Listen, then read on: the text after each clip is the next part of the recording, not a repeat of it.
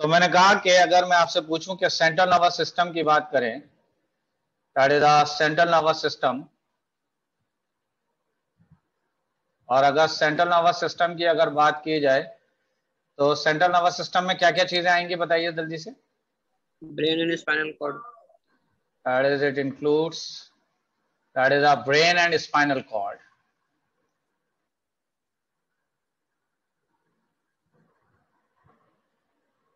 That is a brain and spinal cord. यहां तक बात समझते हैं आप? ठीक है। अच्छा, अब एक और चीज बताइए कि ब्रेन, चलिए ये बताइए कि पेरिफेरल नर्वस सिस्टम में क्या क्या था? सर स्पाइनल कॉर्ड था और ब्रेन। नहीं भाई, पेरिफेरल नर्वस सिस्टम में क्या क्या आएगा? हाँ जी, तो इसके अंदर सर आती थी cranial brain nerves, and spinal nerves तो एक थी brain nerves and and spinal spinal nerves nerves. थी।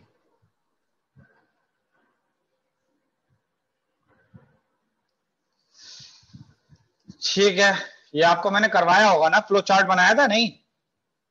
नो सर, तो बनवाया था। फ्लो चार्ट तो बनवा दिया था ना? Yes sir. अच्छा ठीक है। ब्रेन नर्व का दूसरा नाम क्या था? Cranial nerve. That is a cranial nerves. चलिए, और स्पाइनल नर्व्स ये है ही।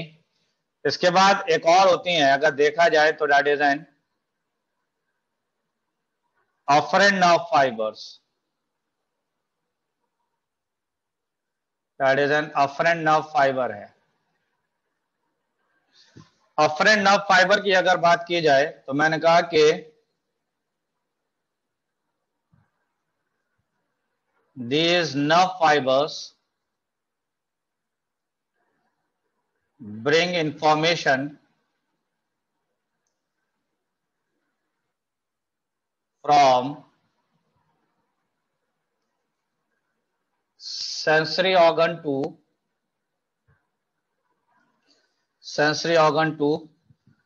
central nervous system.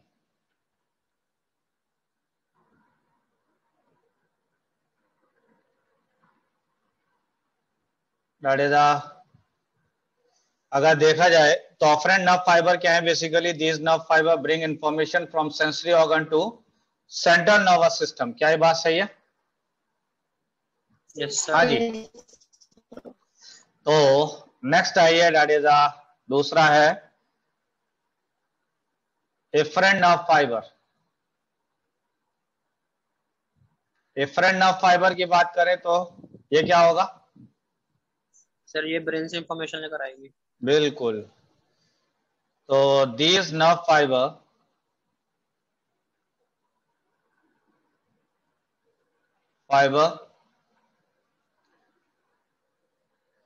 takes the information from CNS and transfer to effector। ये किसको इंफॉर्मेशन दे रही है? दैट इज एन इफेक्टर को। और इफेक्टर की अगर बात करें तो मैंने कहा इफेक्टर हो सकता है कोई ग्लैंड हो सकता है और कोई मसल्स हो सकती है। तो कोई ग्लैंड हो सकता है या कोई मसल्स हो सकती है। तो ये बेसिकली कहलाती है इफरेंट नर्व फाइबर। बात समझ रहे हैं?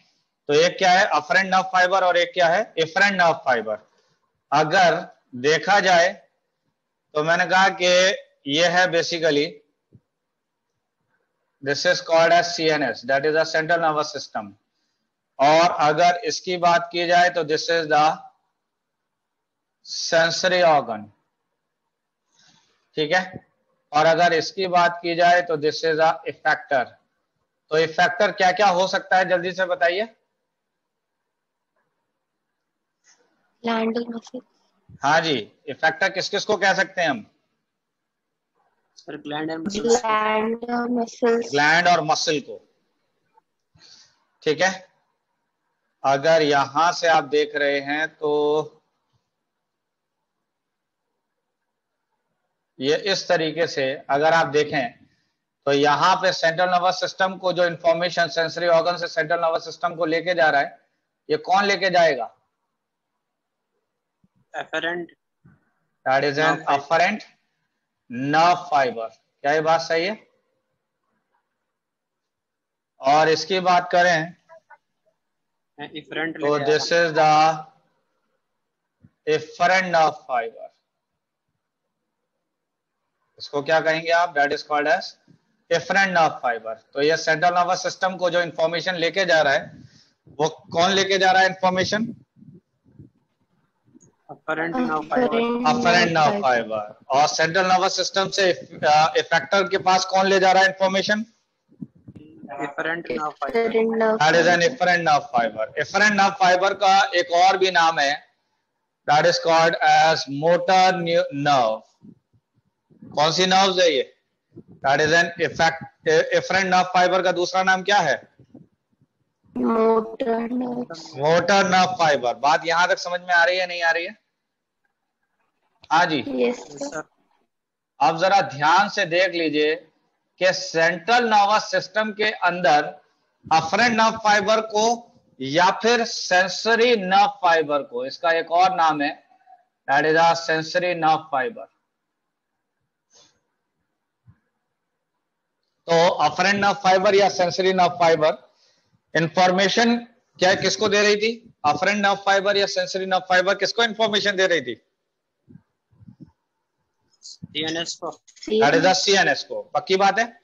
और सीएनएस से इंफॉर्मेशन कौन लेके जा रहा था? मोटर नर्व फाइबर या इफरेंट नर्व फाइबर? बात यहां तक क्लियर है? बताइए जल्दी से, क्लियर है या नहीं है? लेकिन सेंट्रल नर्वस सिस्टम के अंदर एक न्यूरॉन है जो इनको आपस में कनेक्ट कर रहा है, यानी अफरेंट नर्व फाइबर और इफरेंट नर्व फाइबर को आपस में कनेक्ट करने वाले न्यूरॉन का नाम है, that is called as relay neuron. क्या नाम है इसका? Relay neuron. तो that is a relay neuron. बात समझ में आ रही है, नहीं आ रही है? और रिले न्यूरॉन को हाईलाइट कर लीजिए, बहुत इंपॉर्टेंट है रिले न्यूरॉन। तो सेंट्रल नर्वस सिस्टम के अंदर जो न्यूरॉन है उसको आप क्या कहते हैं? Relay neuron. That is a relay neuron. बात यहां तक क्लियर हुई या नहीं हुई? हाँ जी। Yes sir. चलिए, यहां तक बात क्लियर हो गई तो नेक्स्ट आते हैं अब हम लोग, that is a somatic neural system पर। कौन सा सिस्टम है ये? That is a somatic neural system. हाँ जी, सोमैटिक न्यूरल सिस्टम जानते हैं, नहीं जानते? हाँ जी। No sir. तो मैंने कहा कि these nerve fibres are attached with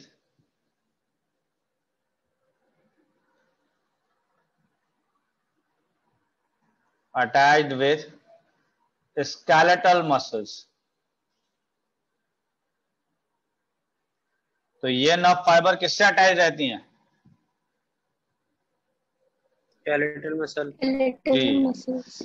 तो मैंने कहा कि these nerve fiber help in movement and locomotion।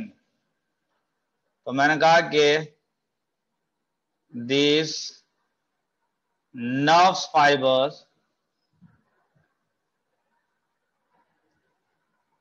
helps in movement and locomotion। तो ये किस में हेल्प करा रहा है? दैट इज अ मूवमेंट में और लोकोमोशन में।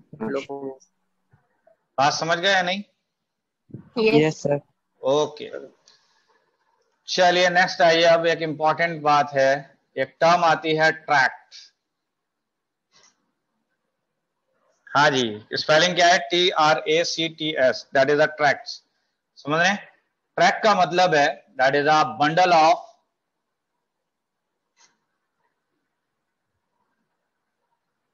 nerves fiber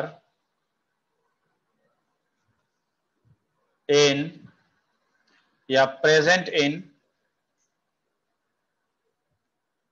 CNS। क्या मतलब है इस बात का? Bundle of nerve fibre present in CNS। Bundle of nerve fibre जो कि प्रेजेंट है किसके अंदर? दैट इज द CNS के अंदर। उस बंडल ऑफ नर्व फाइबर को आप क्या कहते हैं? Tracts. That is a tracts. Next आ जाइए, दैट इज अ नर्व्स की। तो मैंने कहा कि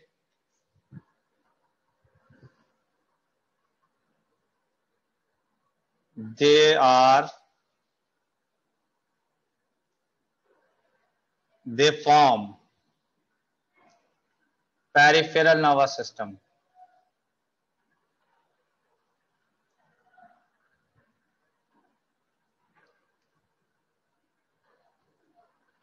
तो ये क्या है? That is a peripheral nerve system है।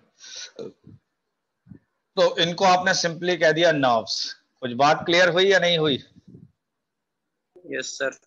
ओके, तो नेक्स्ट आइए। अब हम आपको मैंने न्यूरॉन का पूरा स्ट्रक्चर बता दिया था। यस सर, बता दिया था कल। तो न्यूरॉन के अंदर अब कुछ इंपॉर्टेंट बातें हैं, वो भी समझ लीजिए जल्दी जल्दी से। तो मैंने कहा कि सबसे पहले अगर बात की जाए तो मैंने कहा कि human nervous system have 100 billions of neurons. क्या मतलब है इस बात का?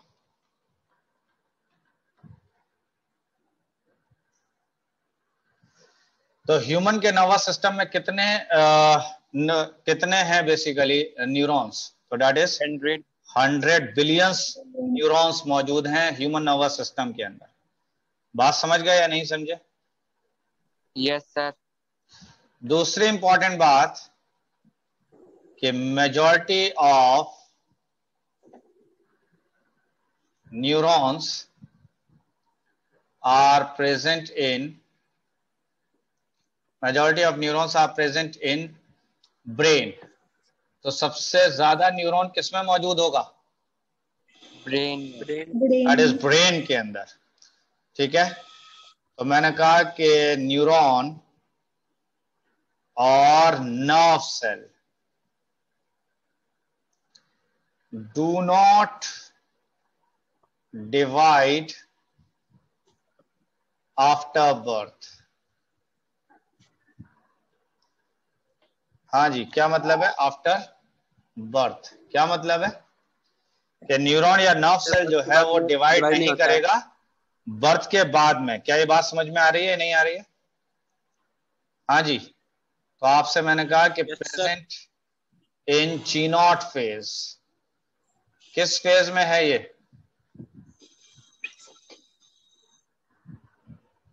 That is present in G zero phase. बात यहां तक समझ में आ रही है नहीं आ रही है? Sir G zero means? हाँ जी, ये एक फेज है सेल डिवीजन का। ठीक है, सेल डिवीजन का एक फेज है, सेल साइकिल का एक फेज है। तो फिलहाल सिर्फ अभी आप इसको याद रखिए कि जी0 फेज में होता है। ठीक है, और जब सेल डिवीजन की बात आएगी तब ये समझ में आएगा कि जी0 फेज है क्या।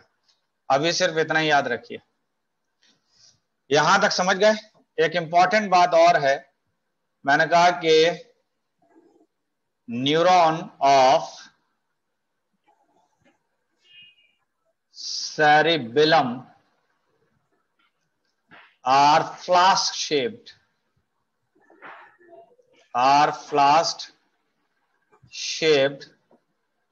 known as Purkinje cells। तो इन सेल्स को आप क्या नाम देते हैं? That is a Purkinje cells। कुछ समझ में बात आ रही है नहीं आ रही है? सर हाँ जी, सेरिबेलम के अंदर जो न्यूरॉन है उसकी शक्ल कैसी है? फ्लास्क जैसी है, फ्लास्क जैसी इस तरीके से है। ये स्ट्रक्चर अगर देखें तो इस तरीके से है।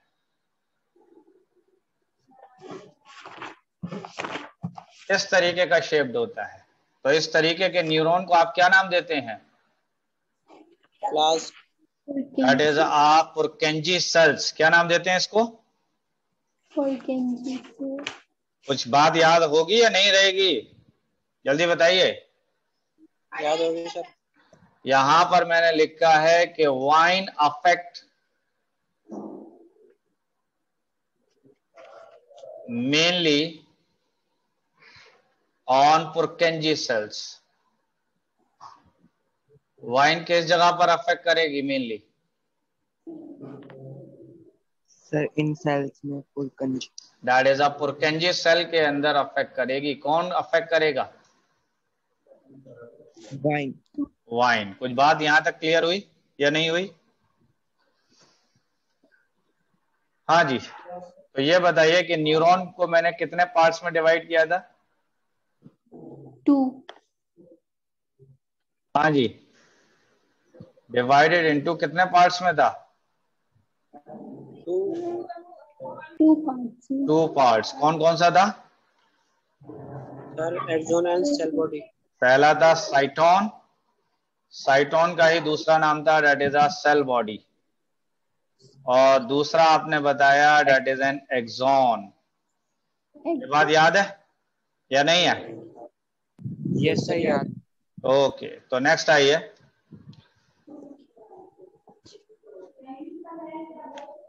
That is a cell body और साइटोन हैव, सेल बॉडी और cyton have cytoplasm. Cytoplasm, cyton have cytoplasm and dendrites. ठीक है? Cytoplasm have, that is cytoplasm have mitochondria. तो साइटोप्लाज्म के अंदर क्या क्या होगा? तो माइटोकॉन्ड्रिया होगा, गोल्गी apparatus, गोल्गाई बॉडीज होगी, इसी तरह रफ एंडोप्लाज्मिक रेटिकुलम होगा, लाइसोसोम, रफ एंडोप्लाज्मिक रेटिकुलम।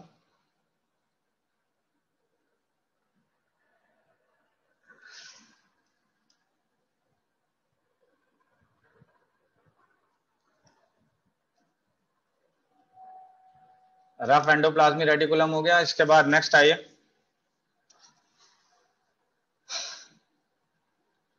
आपने बताया लाइसोसोम, ईटीसी कर दिया आपने, ठीक है। यहां पे मैंने लिखा है कि RER is also called as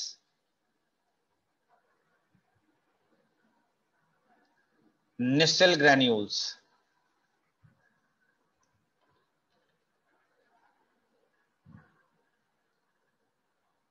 तो RER को हम दूसरा नाम क्या है RER का? Nissl granules, that is a Nissl granules या फिर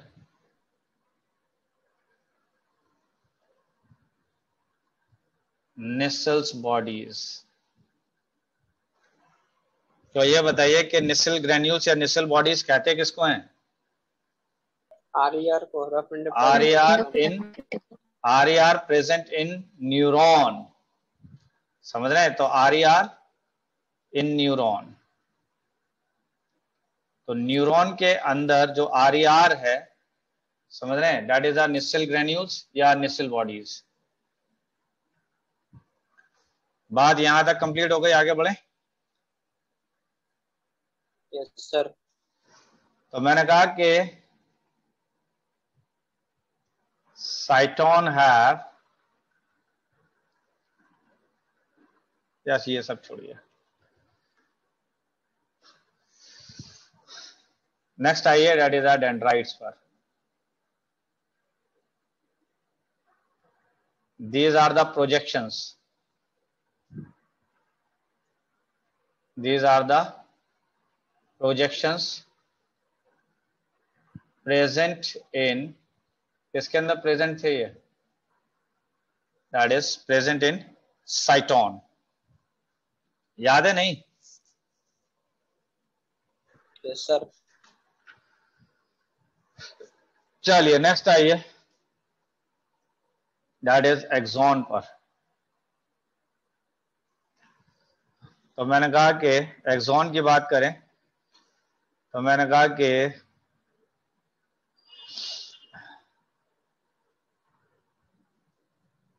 सिंगल स्ट्रक्चर होगा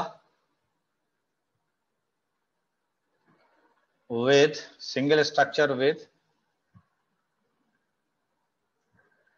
नर्व एंडिंग। नर्व एंडिंग का ही दूसरा नाम क्या था? That is an axon ending. तो this is the nerve ending और एक्सॉन एंडिंग। तो ये एक्सॉन की बात कर लेते हैं। तो मैंने कहा कि इट हैव क्या क्या था, बताइए जल्दी से। एक था axon filament,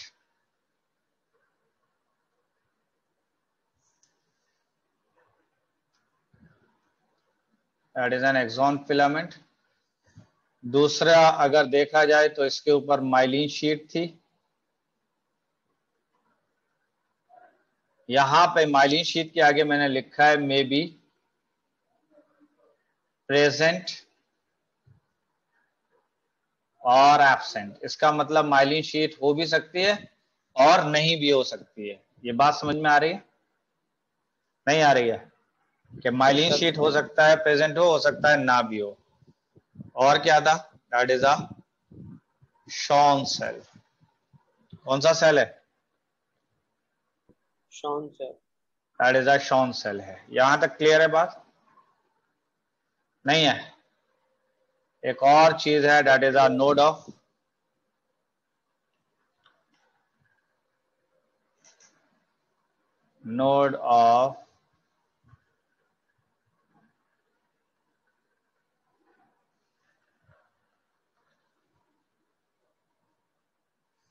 that is node of Ranveer.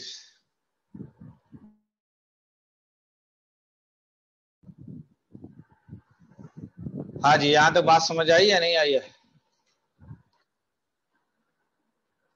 इसके अलावा देखा जाए तो एक क्या नोड ऑफ? एक्सॉन एंडिंग भी थी, है node of node of Ranveer.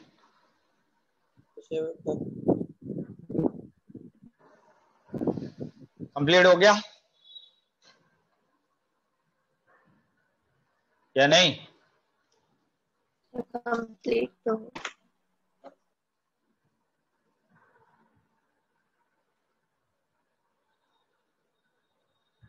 अच्छा, इसमें नोड ऑफ रणवीर बताया ही नहीं है न्यूरॉन के अंदर।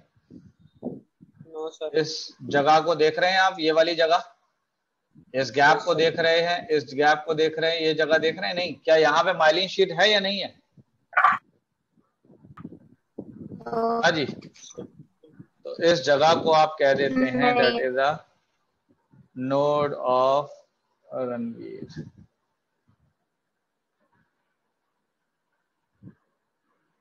तो this is the node of Ranvier. कुछ बात यहां तक क्लियर हुई? नहीं हुई? हाँ जी। तो इस गैप को क्या कह रहे हैं? That is a node of Ranveer. Clear है ये बात? यस हाँ जी, ये डायग्राम देख लिया? ठीक है। यस सर, हो गया। यस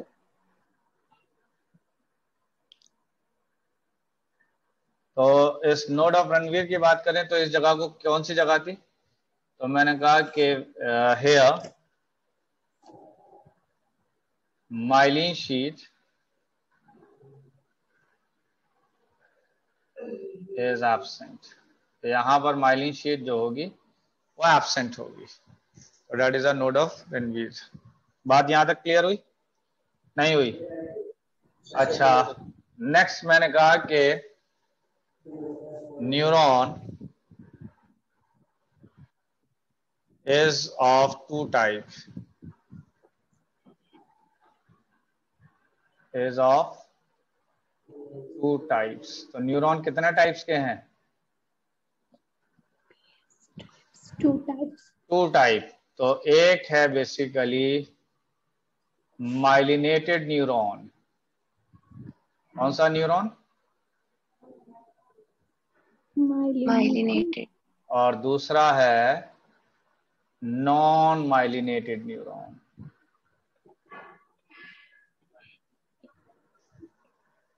तो कितने तरीके के न्यूरॉन्स हैं? 2। कौन कौन से? एक है माइलिनेटेड और एक है नॉन माइलिनेटेड। ठीक है, तो इस नाम से क्या समझ में आ रहा है आपको? क्या लग रहा है माइलिनेटेड न्यूरॉन किसको कहेंगे? हाँ जी, तो मैंने कहा कि the neuron which have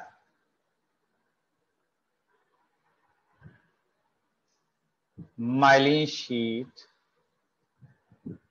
on it। क्या मतलब हुआ इस बात का? इसके पास माइलिन शीट होती है। जिस न्यूरॉन के पास में माइलिन शीट होगी वो क्या कहलाएगा? वो न्यूरॉन क्या कहलाएगा? Myelinated neuron. और यहां पर क्या होगा? सर यहाँ एब्सेंट होगी myelin sheath. Myelin sheath is absent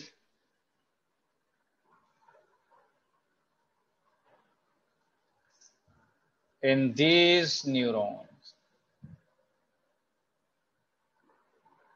क्या यहां तक बात समझ में आ गई या नहीं? यस। अच्छा, the neuron which have the myelin sheath this. तो स्टार बना के यहां पर मैंने लिखा है कि इट फॉर्म्स व्हाइट मैटर। ये कौन सा मैटर फॉर्म करेगा? Sir white matter.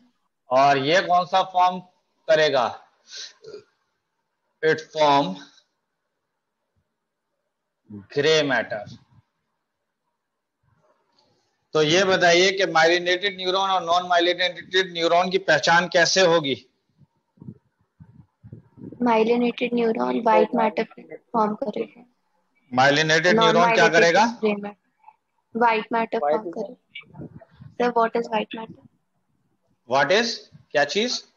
White matter क्या? व्हाइट मैटर क्या है? ये दिखने में व्हाइट कलर का मटेरियल नजर आएगा, और जो मटेरियल व्हाइट कलर का नजर आ रहा है that is a white matter. और जो मैटर या जो मटेरियल आपको ग्रे कलर का नजर आ रहा है that is called as a grey matter. तो एक्चुअल में अगर आप ब्रेन को देखते हो तो देखिए ये है बेसिकली ब्रेन, और ब्रेन के अंदर अगर आप देखेंगे तो ब्रेन के अंदर जो है यहां पर ग्रे मैटर है। अंदर क्या है? That is a grey matter है। और इसके ऊपर अगर आप देखेंगे तो यहां पर व्हाइट मैटर है। कौन सा मैटर है? व्हाइट। हाँ जी, क्या मतलब समझ में आया? व्हाइट मैटर किधर है? ऊपर।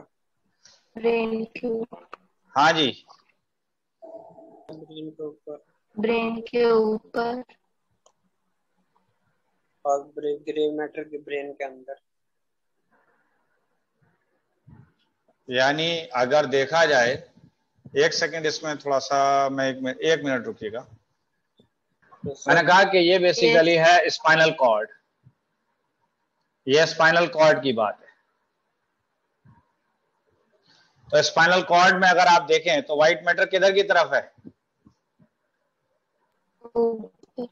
हाँ जी, ये फिलहाल स्पाइनल कॉर्ड है। स्पाइनल कॉर्ड में देख रहे हैं, और यहां पर मैं दिखा रहा हूं ब्रेन। तो ब्रेन मैंने इस तरफ दिखाया है। मैंने कहा कि अगर आप ब्रेन में देखेंगे तो ये है बेसिकली इस तरीके से देखेंगे तो ये है बेसिकली ग्रे मैटर।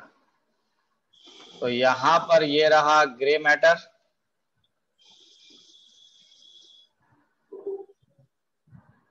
और अंदर की तरफ अगर देखा जाए तो ये है व्हाइट मैटर। तो आप बताइए कि ब्रेन के अंदर व्हाइट मैटर किधर है? सर अंदर। हाँ जी, सेंट्रल पार्ट में, यानी कोर रीजन में। तो यहाँ का कोर किसका बना हुआ है? ब्रेन के अंदर कोर किसका है? व्हाइट मैटर का। आप समझ रहे हैं? और पेरिफेरी किसका है? Grey matter. जबकि यहाँ पे कोर किसका है? ग्रे मैटर का। Grey matter Gray. का। और यहाँ का पेरिफेरी किसका है? White White. Matter. That is white matter. तो what is the difference between the spinal cord and brain? Sir spinal cord में कोर ग्रे मैटर का बना होता है। यानी स्पाइनल कॉर्ड के अंदर कोर जो है वो ग्रे मैटर का बना होता है और पेरिफेरी जो है वो व्हाइट मैटर की होती है। समझ गए? जबकि ब्रेन के अंदर व्हाइट मैटर कहां पर होगा? कोर के अंदर। और पेरिफेरी किसका होगा? ग्रे का। ग्रे का। ग्रे अच्छा, मैटर। मैं एक बात ये बताइए कि यहाँ पे जो ग्रे मैटर है, ये वाला ग्रे मैटर, तो मुझे ये बताइए कि यहाँ पर पेरिफेरी के अंदर कौन से न्यूरॉन्स होंगे, माइलिनेटेड या नॉन माइलिनेटेड? हाँ जी। पेरिफेरी में नॉन माइलेटेड। तो यहाँ पर नॉन माइलिनेटेड न्यूरॉन होंगे। तो यहाँ पर नॉन माइलिनेटेड न्यूरॉन होंगे। जबकि यहाँ की अगर बात की जाए तो यहाँ पर जो व्हाइट मैटर है बाहर की तरफ, इसका मतलब यहाँ पर कौन से न्यूरॉन होंगे? माइलिनेटेड। Myelinated neuron. तो मुझे ये बताइए कि ब्रेन के केस में माइलिनेटेड न्यूरॉन कहाँ मिलेंगे? Sir inside the core. हाँ जी, कहाँ मिलेंगे ब्रेन के केस में myelinated neuron? That is core में मिलेंगे। ये बात समझ में आ रही है? नहीं आ रही है? Yes, sir. और अगर स्पाइनल कॉर्ड में देखा जाए तो स्पाइनल कॉर्ड के अंदर माइलिनेटेड न्यूरॉन कहाँ मिलेंगे? Periphery. दैट इज पेरिफेरी पे मिलेंगे। ये बात समझ में आ रही है? नहीं आ रही है? Yes sir. हाँ जी, बात क्लियर हुई? नहीं हुई? Yes sir. ठीक है। अच्छा, ये बात हो गई, ये बात हो गई, ये बात हो गई। ठीक है, नेक्स्ट आगे बढ़े। सर लिख लिया ये? सर थोड़ा सा रह रहा है। हाँ बिल्कुल, लिखिए लिखिए लिखिए।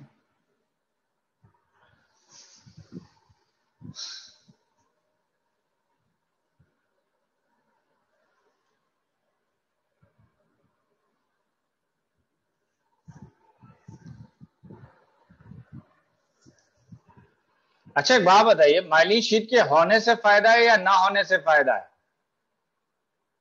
तो स्टार बना के मैंने लिखा है कि माइलिन शीट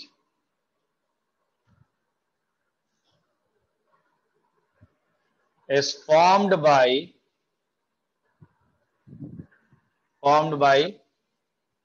Schwann cell। इस माइलिन शीट को कौन बना रहा है? Myelin sheet is formed by Schwann cell and it is used to carry impulse faster। क्या मतलब है इस बात का? इम्पल्सेस को बहुत तेजी से ले जाते हैं। यानी ये इंफॉर्मेशन को तेजी से कैरी करेगी माइलिन शीट। और माइलिन शीट को प्रोड्यूस कौन करा रहा था? Schwann cell. That is a Schwann cell. बात यहां तक क्लियर है या नहीं है? Yes sir. तो इंफॉर्मेशन को तेज भी करा रही है माइलिन शीट, और माइलिन शीट को बना कौन रहा है? Schwann cell. जी। अगर नेचर देखा जाए माइलिन शीट का, तो ये बेसिकली लिपिड की बना होता है। ये किसका बना होता है? लिपिड का। दैट इज लिपिड का बना होता है माइलिन शीट। बात यहां तक क्लियर हुई या नहीं हुई? Yes sir. ओके, चलिए नेक्स्ट आइए। तो नेक्स्ट आ जाइए, दैट इज अ ब्रेन पर। ब्रेन की बात करें तो ब्रेन के 3 पार्ट्स हैं। ब्रेन के कितने पार्ट्स हैं? दैट इज पहला है फोर ब्रेन, दूसरा है मिड ब्रेन, हाइंड ब्रेन, और तीसरा है हाइंड ब्रेन। ब्रेन का दूसरा नाम है सेफलॉन। ब्रेन का दूसरा नाम क्या है? Cephalon. That is a cephalon. बात यहां तक समझ में आ रही है, नहीं आ रही है? Yes sir. ओके, तो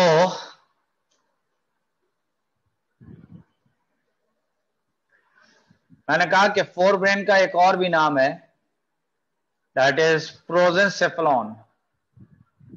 प्रोजेनसेफलॉन। तो फोर ब्रेन का दूसरा नाम क्या है? प्रोजेनसेफलॉन। मिड ब्रेन का दूसरा नाम है मीजेनसेफलॉन।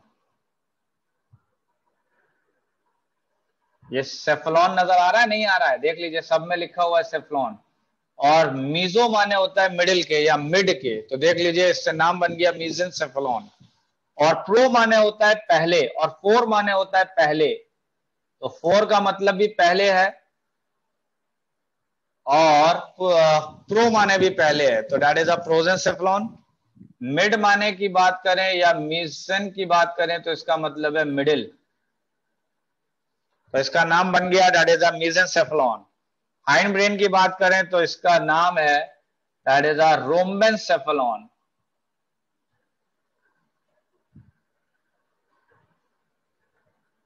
That is a रोम्बेनसेफलॉन।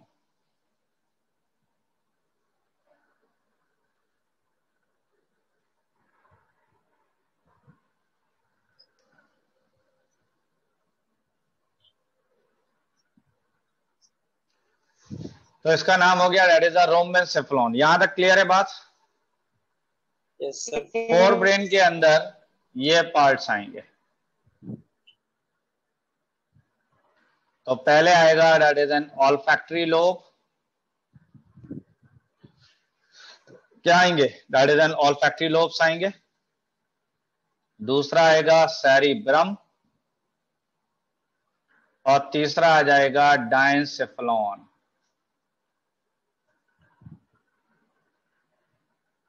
डायंसेफलॉन की बात करें तो इसके अंदर आ जाएगा हाइपोथैलेमस।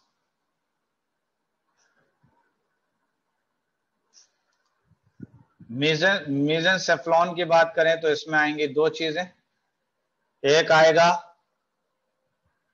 Corpora quadrigemina,